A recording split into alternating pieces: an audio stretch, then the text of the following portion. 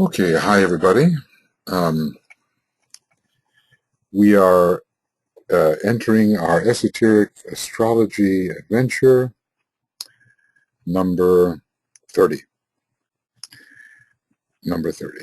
And we have been talking about the coming of the solar angels, and DK said he placed that stupendous happening in the age of Gemini, age of Leo, Cancer and Gemini really, but beginning in Leo, some 21,688,345 years ago, and we have determined that we are speaking of precessional ages. This is what we mean by the sun in Leo or the sun in Gemini. We do not mean the month, because it took about 5,000 years for the sun to move from Leo to Gemini, and that's just about right when considering, as DK sometimes does, an average precessional age as 2,500 years. That's probably 2160 with overlaps. Then we are told the door was closed upon the animal kingdom, and this was in middle Lemurian times, but 3 million years before the animal man awakened to the event that happened, and the hierarchy, or Shambhala, as we wish to think of it, was established because of the coming of the Lords of the Flame, Sanat Kumara, and his 104 Kumaras, which established the hierarchy of that time. We went as far as page 64, and moving on now, DK tells us it has been stated that Sagittarius governs human evolution, as the sun was in that sign when the hierarchy began its approach in order to stimulate the forms of life upon our planet. But again, we have to ask what is meant by the hierarchy. Perhaps we mean the hierarchy of solar angels. On the other hand, this has some interesting ideas connected with it. Sagittarius, however, governs the period of the subjective approach. The sun was in Leo when physical plane individualization took place as a result of the applied stimulation. So it is the date of individualization that we are given in this 21,688,345 years, and even earlier, perhaps, was a Sagittarian subjective approach. Although there is, interestingly, a line, arrow, it says shot forth. Yes. This is from a treatise on white magic, and it tells us that the sons of God shot forth like arrows from the bow. Now that's a very Sagittarian imagery. It has to do with the process of individualization. The forms received the impulse, and lo, a god was born. The tiny babe knew not the great event. So are we dealing with Sagittarius, Scorpio, Libra, Virgo? That is 10,000 years if we use the 2,500 year span to indicate a precessional age. Here it tells us a little bit about that individualization. The sun was in Sagittarius when the first human tendencies struggled for, presumably in animal man. The stage of animal man was completed, and when Sagittarius was dominant from our planetary standpoint, I'm using the words with care, So does that mean a great precessional age from a planetary standpoint? The great event of individualization took place, but the brain of the then human being failed to register what had happened, and then the words of the old commentary, the sons of God shot forth like arrows from the bow. The forms received the impulse, and lo, a God was born, the tiny babe knew it not. This took place 21 million years ago. This is a rounding off, of course.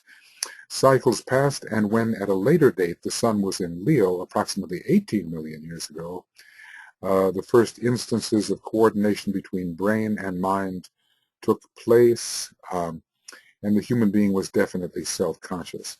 He registered his individuality. The figure for the first date, though exactness is not possible in a system of mutation such as ours, are 21,688,345 years ago. These figures, he says, are useless at this time, for they can neither be proved correct or incorrect, but later investigation will prove their usefulness. So Sagittarius governs human evolution, for it symbolizes progress towards a conscious goal. Leo governs the human consciousness in the human kingdom, for the energy pouring through it enables man to say, I am. Well, when we go back here to Esoteric Astrology, it does seem to say that the individualization, let's see, the great approach of the hierarchy to our planetary manifestation took place. Let's see if we can find this here. I earlier gave the hint upon which definite astrological computation can be based when I gave the time of the great approach of the hierarchy to our planetary manifestation when individualization took place. That event was that event occurred 21 million years ago, and at that time the sun was in Leo. Well, he tells us the sun was in Leo at that time, and the sun was also in Sagittarius. So you begin to wonder whether we are talking about a great age of Sagittarius, a Platonic year of Sagittarius, when the precessional age was that of Leo, going to a smaller precessional age of Cancer and then Gemini, because otherwise there seem to be some contradictions. The sun was in that sign when hierarchy began its approach in order to stimulate the forms upon our planet. Now, another way of viewing this is that 10,000 years before the actual individualization, whatever hierarchy means, I think the hierarchy of solar angels actually, Sagittarius was the sign governing a lesser precessional age. So we either have this great precessional age of 25,000 years ruled by Sagittarius, during which the lesser age of Leo was the time of individualization, followed by the lesser age of Cancer and Gemini, or we have the idea that a subjective approach occurred 10,000 years before the individualization in Leo, and that was governed by Sagittarius. But DK definitely does connect Leo with that figure 21,688,345. So anyway, he tells us Sagittarius, you see, it's not as straightforward as we may think. Sagittarius, however, governed the period of subjective approach. The sun was in Leo when physical plane individualization took place as a result of the applied stimulation. But up here, DK tells us that I placed that stupendous happening at 21,688,345, and at the time the sun was in Leo. So he seems to be talking about a subjective approach involving Sagittarius, and also at that figure, and also an objective individualization involving that figure. And I have suggested the ways to try to solve that problem. The sun was in Leo in one respect, but from another respect, Sagittarius may have ruled the age, and he does say let's see, how does he say it here? Figure for the first date, though exactness is not possible, are 21,688, and Sagittarius is definitely involved. Here's all the Sagittarian energy. But notice, Sagittarius was dominant from the planetary standpoint. And does that mean a great age from the planetary standpoint? So this is unresolved, but at least we know that some 21 million years ago, there was a great approach which occurred, and that until the sun was in Leo again, 3 million years later, the brain of animal man did not awaken to the manner in which it had been stimulated, and the I consciousness was not established, even though the link was made between the solar angel and the brain, and the solar angel and the mind. So there was a latent I am consciousness, which later awoke. Here it is. The brain of the then human being failed to register what happened. Cycles passed, and at a later date, again, the sun was in Leo. How interesting. Approximately 18 million years ago. We wonder, whether it was 17 million and something, because we are told that the Temple of Ibez, which was the first shambolic outpost, was established some 17 million years ago. The first instances of coordination between brain and mind took place, and in his consciousness upon the physical plane, the man could register that he had a mind and that he was an individuality. The sense of I-ness grew. Okay, so I think we've explored the possible discrepancies there.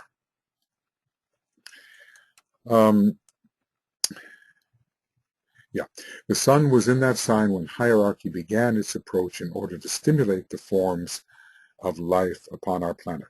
From the planetary viewpoint, from the planetary perspective, Sagittarius governed the period of subjective approach, and you wonder whether subjective approach means that which set up the circumstances for the actual individualization, which was later, millions of years later, recognized by the consciousness of the human being. So I guess what we have to determine is whether we're dealing with a great age of Sagittarius or whether we're dealing with a lesser age, and the subjective approach occurred Sagittarius, Scorpio, Libra, Virgo, followed by individualization in Leo, which was completed in Gemini, which would have made a half circle of the zodiac from Sagittarius completed in Gemini. That would make sense too. Yes, let's take a look up here, because I think he says that it was in Gemini when the final crisis took place. So if we look at smaller precessional ages, instead of introducing the idea of the big one, then we have a period of some 7 times 2,500, a period of some, well, let's say between 15,000 and 17,000 years for the entire process to occur. DK tells us we can't do much with these figures. I know some people who have tried valiantly to do that. But we will be given the information when we need it.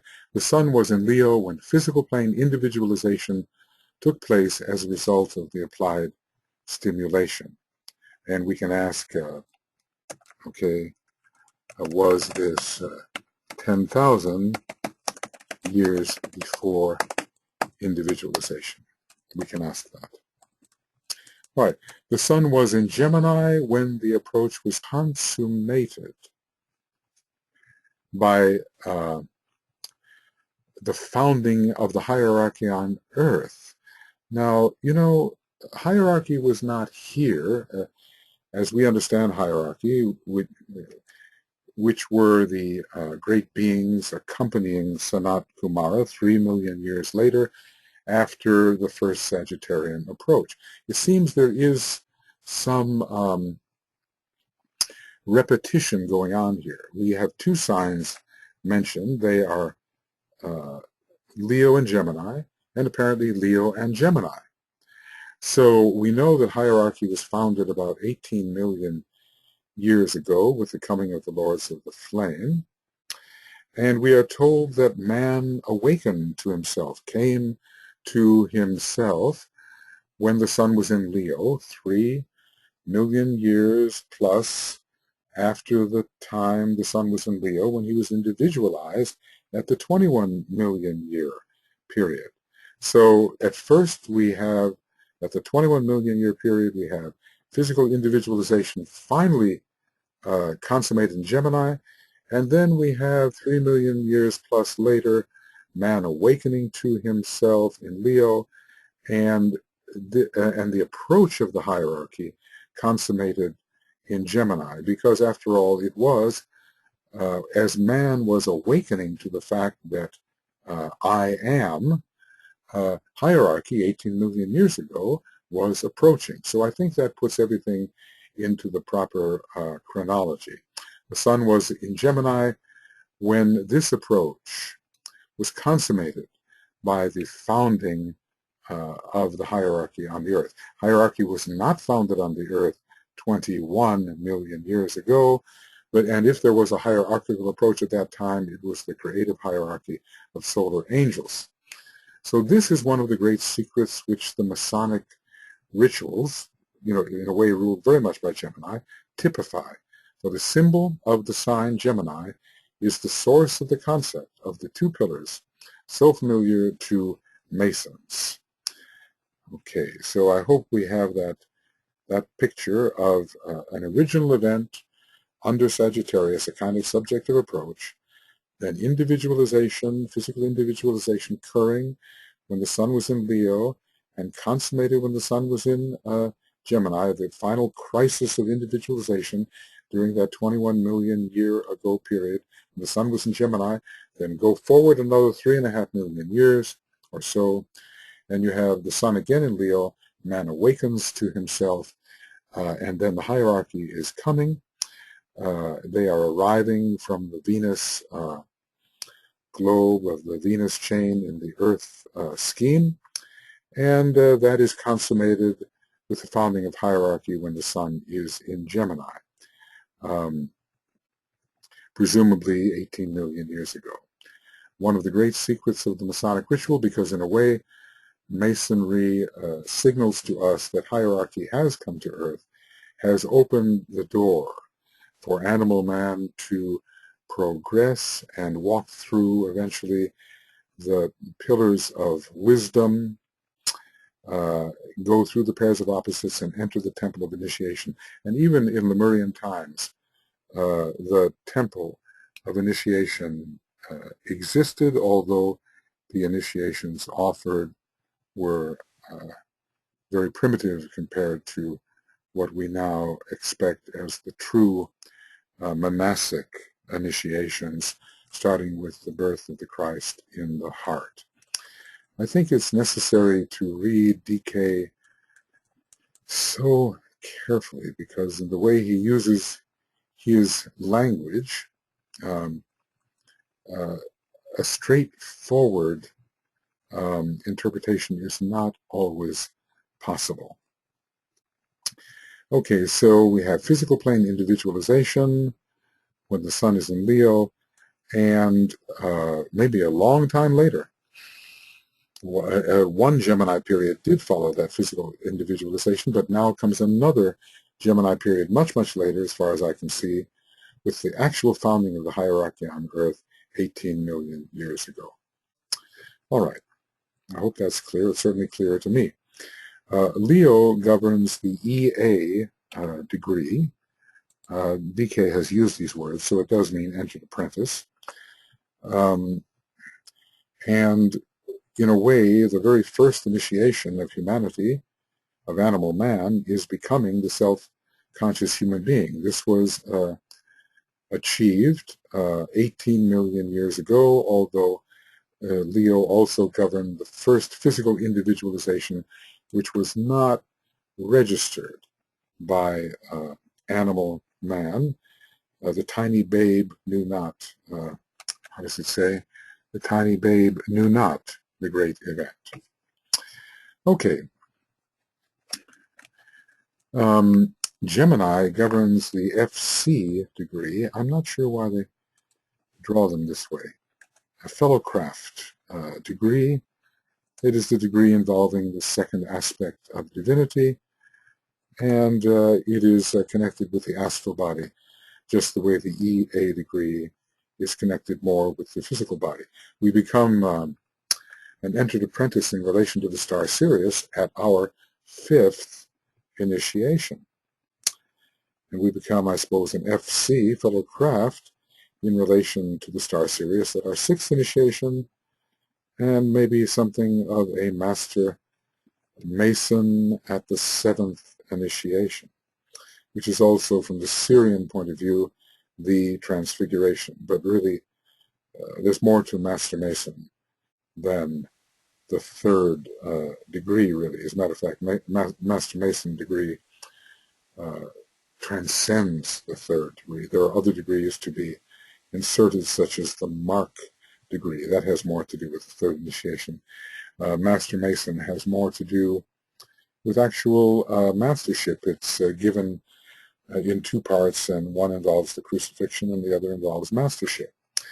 And Sagittarius, it says, governs the degree of the Master Mason. There should be like triangular dots there. Up to the episode of the raising of the Master. And Capricorn governs the final part of that ceremony, which is the HRA degree. It's sometimes called the Holy Royal Arch. All of this information, of course, is easily available to anyone who wants to research the matter. It's not a deep, dark secret, but of course, the actual procedures of the initiation ceremonies are not for public consumption. They are retained among Masons, generally speaking. So Sagittarius Capricorn is a unit governing Master Mason and Holy Royal Arch, and that is the climax, the peak of attainment. And by that time, mastership, or the symbol of mastership, has been reached. So the 4th and the 5th degrees are symbolized there. The FC degree is really a symbol of the 2nd degree. The Mark degree is the symbol of the 3rd, and Sagittarius Capricorn involves the 4th and the 5th degrees, with the 2 ceremonies, Master Mason and Holy Royal Arch, HRA, being contiguous. Of course, in Masonic lodges, they're never given all together. One still has more work to do after the Master Mason degree before being able to apply for participation in that final degree.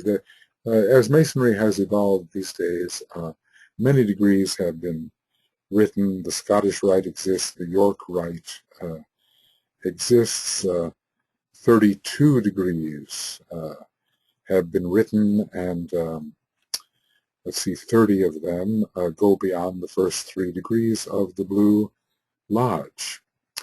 So borrowing from the York Rite and from the Scottish Rite, the York Rite usually being considered to consist of so-called Christian degrees, we are able to bring together 5 major degrees: the entered apprentice, the fellow craft, the Mark degree, the Master Mason degree, and the HRA degree.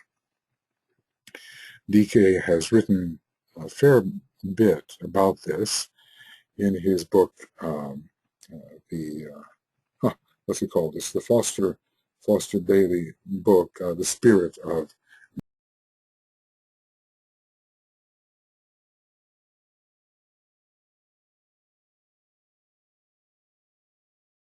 reconcile the seeming discrepancies and apparent contradictions which appear in the teaching of the ageless wisdom.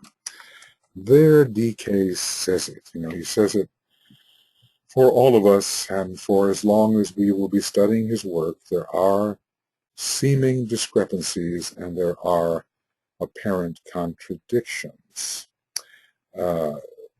And these are the results of the limitations of our own intuition, our own reasoning power, our own experience. The same difficulty will be met with in the science of astrology, and some reference to the matter is in order at this point. How to reconcile the seeming discrepancies and apparent contradictions. I always use those words, but I try to. I don't ever say, this is a contradiction, and I don't mean to say that. This is an apparent contradiction, I usually say, or a seeming contradiction. I have to train myself to do that. I think we all do. So the same difficulty is met in the science of astrology. I would remind you of the occult truism which states that interpretation and right understanding are based upon the stage of development of the individual. This is, of course, the basis of illusion.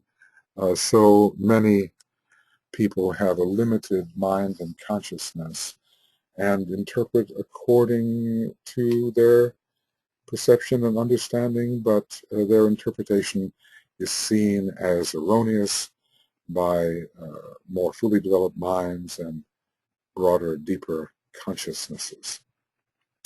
HPB remarked in The Secret Doctrine that for some people, the highest principle of which they can be consciously aware might be a very low one for another person. I mean, the masters live in the world of Atma Buddhi Manas, and we talk about what they might mean, and on occasion may be fleetingly touched by the vibrations which are associated with them.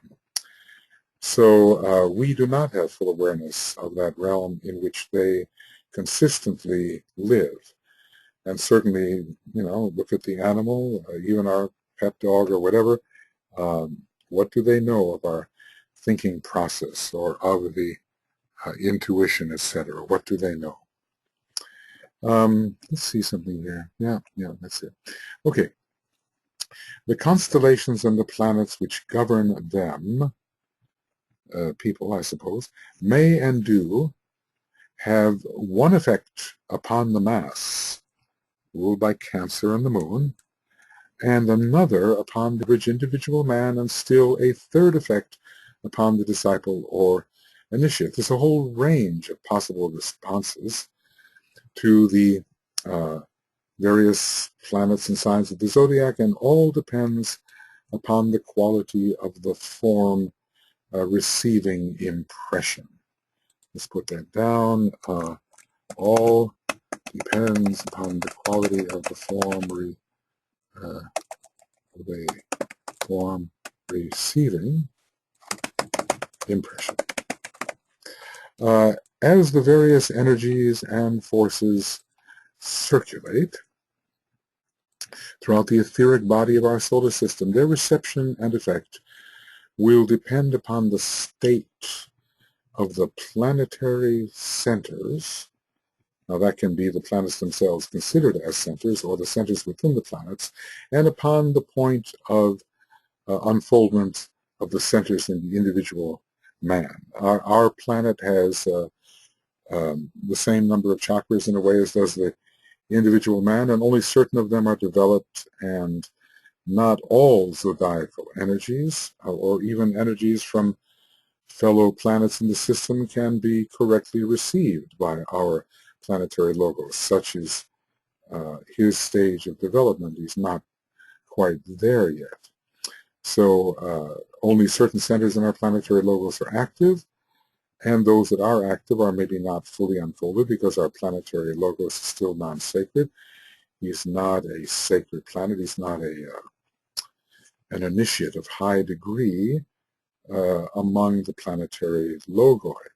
Really, he's only a first-degree initiate. He's working towards his second cosmic initiation. That is not too high an initiation among the planetary logoi, and the sacred planets and synthesizing planets are more highly advanced, although some of the greater planets are less fully unfolded. The nature is less fully unfolded in our solar system than it will be later. Okay, so the reception and effect of these various energies will depend upon the state of the planetary centers and upon the point of unfoldment of the centers of the individual man, and all of us are very different in that respect. For some of us, doors are closed. For others, doors are opened. It all depends on chakra sensitivity. And that is why, says the Tibetan, the various charts and tabulations can differ so widely, and different planets can appear as ruling the constellations. He's making a case for the esoteric rulers, case for the esoteric rulers and hierarchical rulers. There seems to be no fixed rule, and the student gets bewildered. Well, the mind tries to achieve a definite fixity to preserve its sense of organization, but the truth is much more fluid. So after we've passed through the stage of mental fixity and have clarity and organization, we might be able to venture into the true fluid relationships of things without becoming confused. Orthodox, so planets, different planets are conduits for different ranges of qualities within the constellations. I mean, let's say from the constellation Aries, let us say the constellation of Lord of Aries, certain types of energies can pass through the planet Mars. But different energies still related to Aries can pass through the planet Mercury, and still higher and different energies can pass through the planet Uranus. Not all of the wide range of zodiacal energies can pass through each of the three rulers. And when you look at Mars, Mercury, and Uranus, there are different degrees within the energies received by each of them. Like there may be low Oretian qualities passing through Mars, or higher, or middling, and the same for Mercury, and the same for Uranus. So it's a very complex and fluid picture of changing relationships, and only a lot of experience with these energies and with the forms of life affected by the energies can help us keep track of them and not lose our way. So, as DK says, there seems to be no fixed rule, and the student gets bewildered. Orthodox astrology posits one set of planetary rulers, and they are correct as far as the mass of humanity is concerned. And they are even correct as far as we are concerned, because although they are superseded by the esoteric rulers, they are not entirely superseded. And the responses which they rule are added to the responses which the esoteric rulers rule. So the superseding is not complete, but the greater gathers in the lesser. And I suppose we might be able to say that the hierarchical ruler gathers in the types of responses which are associated with both the Orthodox and the esoteric rulers. The greater always includes the lesser. DK goes on, but the disciple who lives above the diaphragm, so, in other words, basically what he's saying here, the mass, let's get that straight. The mass lives below the P-H-R-A-G, the diaphragm. He's saying that. And so the solar plexus is the brain for such, and the solar plexus with its sixth ray, his association with both Mars and Neptune, is very connected with the sign Cancer, which is the ruler of the mass consciousness. But the disciple, who, and I think all disciples do, who lives above the diaphragm, responds to another combination. In other words, it's the combination of both the Orthodox ruler and the esoteric ruler added, and maybe even some impression from the hierarchical ruler. But the disciple who lives above the diaphragm responds to another combination, and it is with these that I shall principally deal. So DK is trying to instruct us concerning how we can respond to the higher aspects of zodiacal potential, aspects higher than those we are likely to respond to when ruled only by the exoteric ruler of the zodiacal sign. I'm sure that many of us, we know what the esoteric ruler of our sun sign may be. We know what the esoteric ruler of our rising sign may be, and we have thought about that, and we have said, look, do I respond only to the exoteric ruler? Like, if I'm a Cancer rising person, do I respond only to the moon? Do I not also respond to Neptune? If I'm a Sun and Aries individual, do I respond only to Mars as the ruler of Aries? Do I not also respond to Mercury?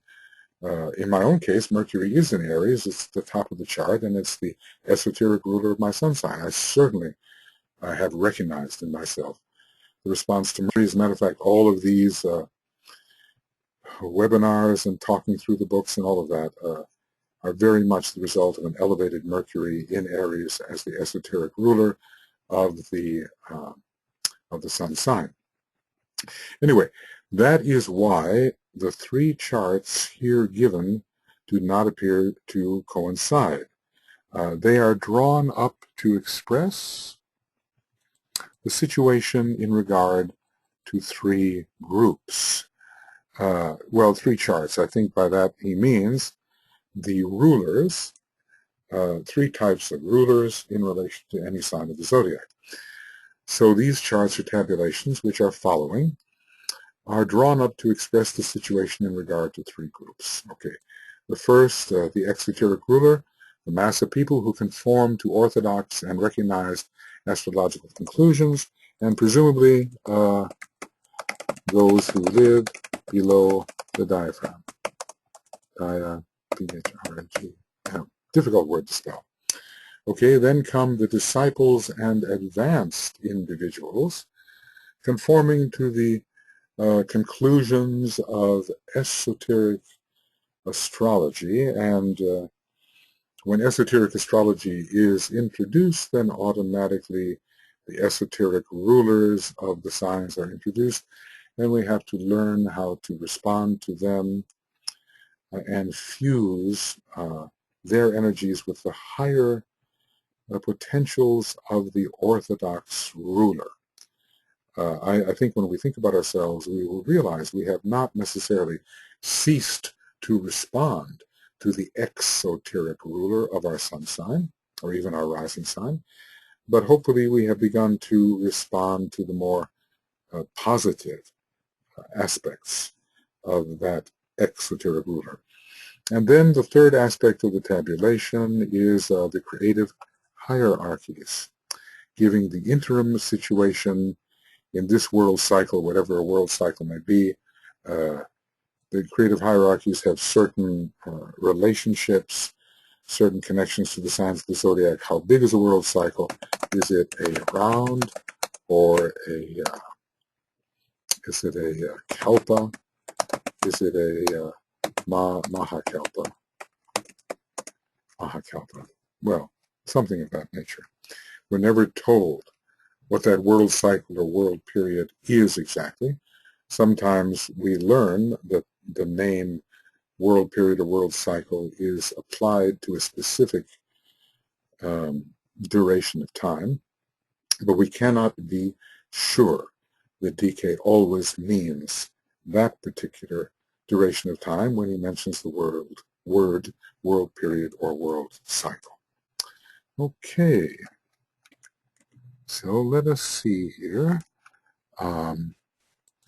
Next. Okay, now we reach this big tabulation. This is something that so many of us have studied, I'm sure. Excuse me, when we first picked up the Esoteric Astrology book, we wondered at these alternative rulerships. We tried to figure out what they meant. We memorized them. Probably some of us have completely memorized them, which is good for an esoteric astrologer. I would say not only good, absolutely necessary. Notice he says here the constellations and the planetary rulers. He's talking about the lords of the constellations and the lords of the planets which relate to each other. So I wonder, yeah, I can see that that this needs maybe a little bit of adjustment here. So I'll just turn this off for a second, and I'll make these adjustments so it's easier to see. Okay, we're dealing here, I think it's better to look in the Esoteric Astrology book because they're laid out quite well. And we're dealing with the tabulation for the Orthodox astrological relationships, constellations and planetary rulers in connection with ordinary man. So the constellation is listed. And I think what we really should have here is the idea same ruler. The ruler is way over on the other side. Constellation, ruler, ray, and related to. So the constellation, the first one is Aries. Its ruler is Mars. Mars is a sixth-ray planet, probably in its personality, because I think when we are dealing with the non-sacred planets, their personality rays are given. That's the hint, because we see Earth is given. Well, yeah, I guess Earth is never an Orthodox ruler unless perhaps a co-ruler of Taurus in a way. It has a particular relationship to the constellation Taurus. Aries and Scorpio are related because they are both ruled by Mars. Mars is non-sacred, therefore italicized. Probably I will not linger for a long time on these particular relationships because we'll be dealing with them all through the book. Constellation is Taurus. Its Orthodox ruler is Venus. It conveys, in the soul sense, I believe, the fifth ray. And the other planet ruled by Venus is Libra, so Taurus and Libra have a strong connection. Notice the angle of 150 degrees separating Aries and Scorpio if you move clockwise through the zodiac, and the angle of 150 degrees separating Taurus and Libra if you move counterclockwise. So the fifth ray is found through Venus in relation to both of these signs. With Gemini, the Orthodox ruler is Mercury. It is, from the soul perspective, I believe, a fourth ray planet, and it's related to Virgo in a square. Virgo is also exoterically ruled by Mercury. These, of course, I think you are quite familiar with if you studied a little bit of astrology, but the relations are always very important. In many ways, the great science is the science of relations, and astrology seems to be an aspect of this science of relations. The Cancer is ruled by the moon, which is considered a non-sacred planet, thus italicized. The moon is the veil for an undiscovered, non-sacred fourth ray planet, and it has no relation. There is no other constellation ruled in the exoteric sense by the moon. It's out of relation. Leo is ruled by the sun. Of course, you can't really say the sun is non-sacred. The sun is the most sacred logos in the whole solar system, but we are talking about the sun as a veil for an undiscovered second ray non-sacred planet. And there is no other constellation which is ruled by the sun. With the moon, there is. I mean, in the hierarchical sense, Aquarius, in the esoteric sense, Virgo, but not the sun. The sun rules only in Leo, and so we begin to think that the constellation Leo has a very special and unique relationship to our particular solar logos. Virgo is just a reversal of what we saw above. Mercury is the ruler. Libra, a reversal of what we saw above, the Libra-Taurus relationship. Scorpio, a reversal of what we saw above, the Scorpio-Aries relationship. I said now we enter the realm of Jupiter. Jupiter, we have Sagittarius relating to Pisces. Both are ruled exoterically by Jupiter. And Jupiter from the soul perspective is, I believe, that's the hypothesis anyway, the sacred planets, when they are given a ray, the soul ray is what is given. So Sagittarius relating to Jupiter, relating to Pisces, both ruled by Jupiter, and down here we see the same in reverse. Pisces, ruled by Jupiter, related to Sagittarius. They are a square apart, just the way Gemini and Virgo are a square apart. That's a unique relationship because the mutable cross is given. And these planets, these signs ruled by the same planet, are a square apart and form the mutable cross. Capricorn is ruled by Saturn in the Orthodox sense, and no other constellation is ruled by Saturn in the Orthodox sense. Saturn is expressing the third ray, perhaps from the soul level. We certainly know that Saturn expresses the third ray monadically. If you turn to Esoteric Psychology, Volume 1, page 420, you will see the monadic, the deeply esoteric rays of the first three planets: Uranus ray 1, Neptune ray 2, Saturn ray 3. Aquarius, in the Orthodox sense, is ruled by the highly unorthodox planet Uranus, which conveys from the soul perspective the seventh ray. And there is no other constellation ruled by Uranus exoterically. And so we have, different relationships are established from the exoteric perspective. We have Mars Scorpio, we have Taurus Libra, we have Gemini Virgo. They all have rulers that are related to the two, identical in the two. Sagittarius Pisces rulers that are shared, but not Capricorn, not Aquarius. So these are the exoteric rulers with which we are largely familiar, and of course, you have to say there will be a relationship between Mars and Aries. One is more an external battle, one's more an internal battle, perhaps. Taurus and Venus are both related in terms of the appreciation of beauty and balance. They both have the eye. Gemini and Virgo are related through intelligence of Mercury. And Jupiter, rather Sagittarius and Pisces are both related to by the expansion of contact, the expansion of consciousness ruled by Jupiter. The others have no relation. Okay. Now let's take a look at the next tabulation and what is said here. The non-sacred planets are italicized. Remember, there are 5 of them, and they usually are connected with the development of the personality rather than relating the personality to the soul.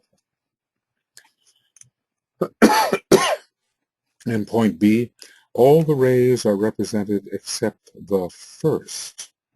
This is interesting as the mass of people move within their horoscopes, and the will aspect is latent but unexpressed. So it is the will that makes a great difference in how we live our lives. And when we're on the common or mutable cross, we are pretty well driven up and down the land. We are forced by certain currents of energy to respond in a particular way, and we cannot oppose those streams of influence by our will.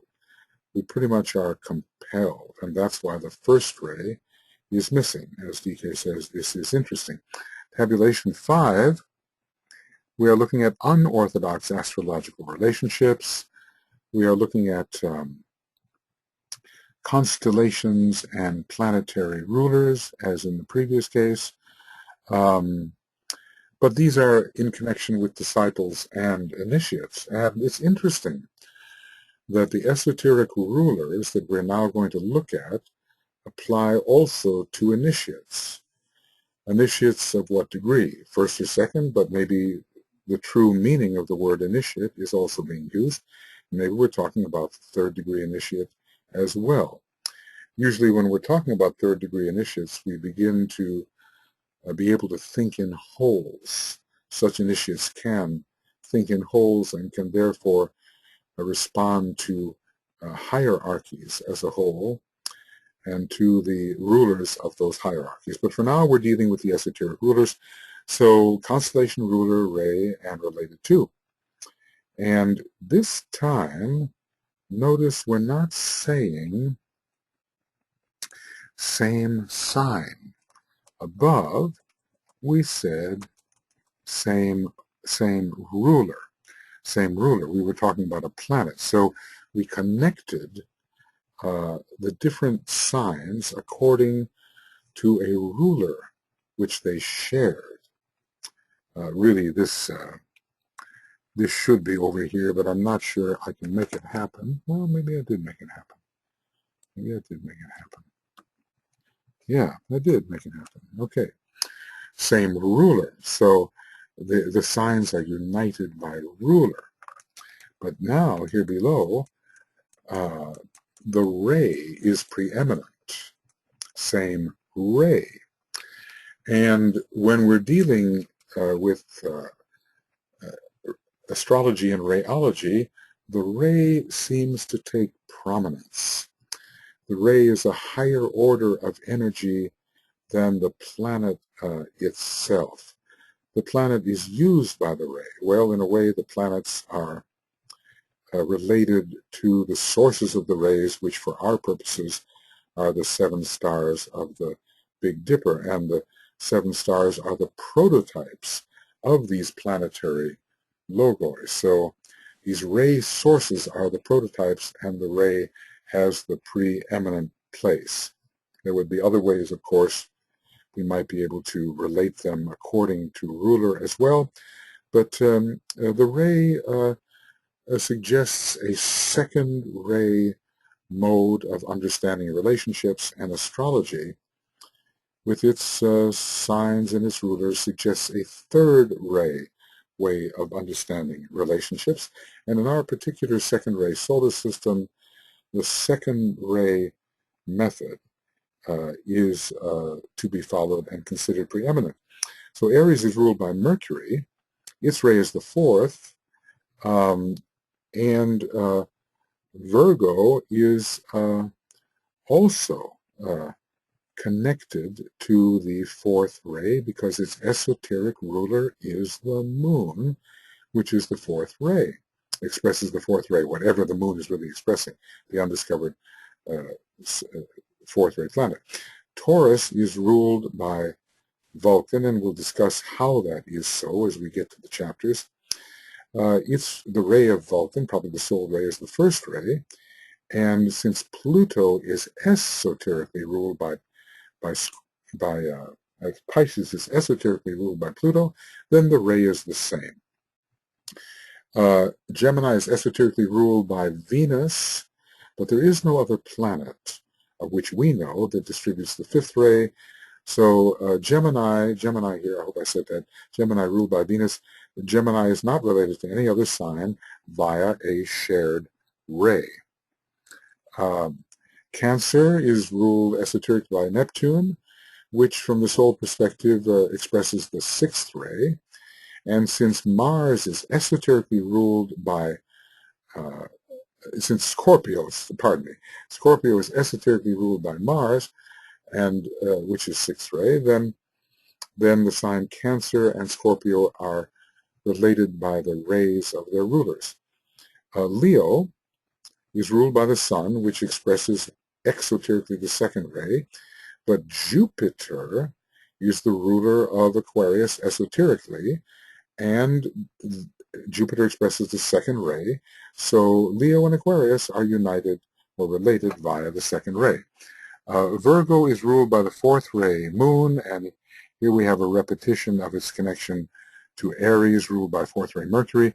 Libra is ruled esoterically. I have to go slower. I think I'm going to get my tongue tied here. Libra is ruled esoterically by Uranus, the seventh ray, and we know of no other seventh ray planet per se. Well, you know, there are speculations, but of the planets we know, there are no other seventh ray planets, and so Uranus, Libra then, is not related to any other sign via the ray. Gemini and Libra, however, are related, as we see in the tabulation on page 332 and 333. So you can turn there if you're interested. Scorpio and Cancer, again, that's repeated. Sagittarius is esoterically ruled by the Earth, and since Capricorn has the esoteric ruler of Saturn distributing the third ray, then they are both related, Sagittarius and Capricorn, through that third ray passing through the two rulers, Earth and Saturn. And then there's the reversal of the same, Capricorn related to Sagittarius via the third ray. This mode of thinking is very important because these are soul connections, or connections which can help bring out the soul. Aquarius and Leo, again, are repeated, and Pisces and Taurus, again, are repeated. So this is a different kind of connection via the ray. Now we might have,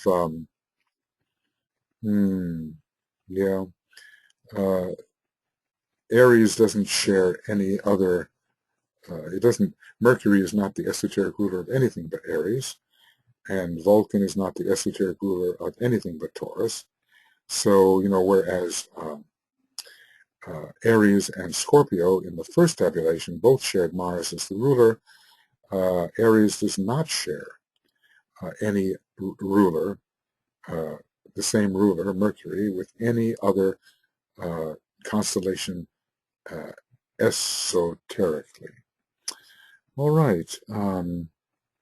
I think that's pretty clear, but the implications, of course, we must look in the horoscope and attempt to discover how relationships between these planets, between these constellations, may draw out a particular ray. For instance, if we have Leo planets and Aquarius planets, we have to realize that those two signs are related via the second ray and perhaps have an ability esoterically to draw forth the second ray. If we have Aries and Virgo related to each other, we have to realize the esoteric fourth ray relationship and how harmony through conflict may result from the interplay of the two. So it's a different way of thinking. As far as exploring all these ways of thinking, there's still much to be learned. Right, I think we are there. Yes, we certainly are there. Let us sound the great invocation now. It's a little bit dark in this room, and I'm not typing too clearly. Yeah, all right. So, oh.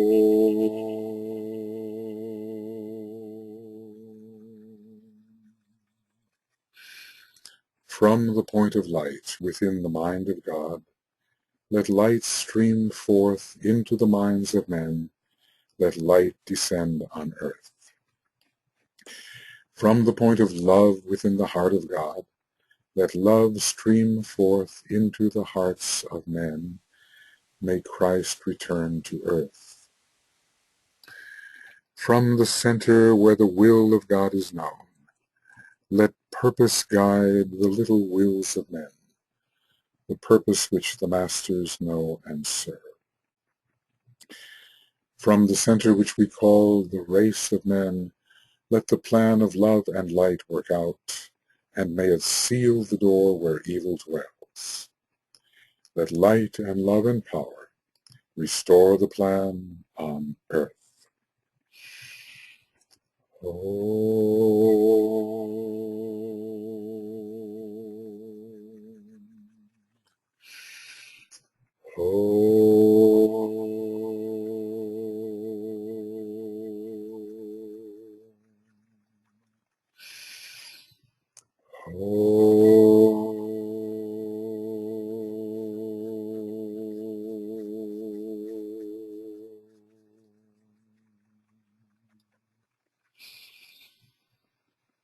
Okay, friends.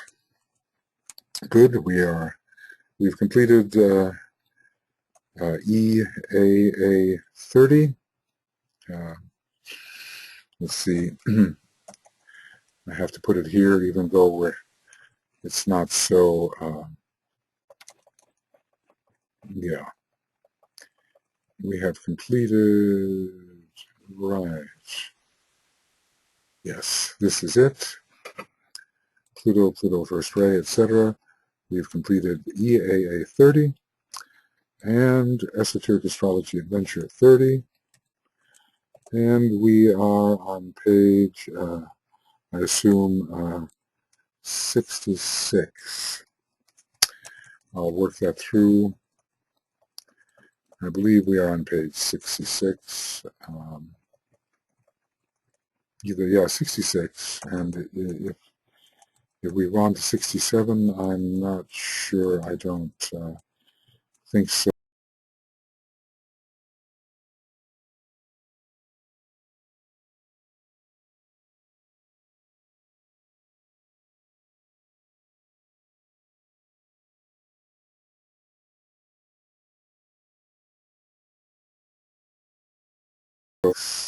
Okay. Yes. Okay. 64 to 66. And we will carry on with number 31, and continuing with these very, very interesting tabulations, very important tabulations.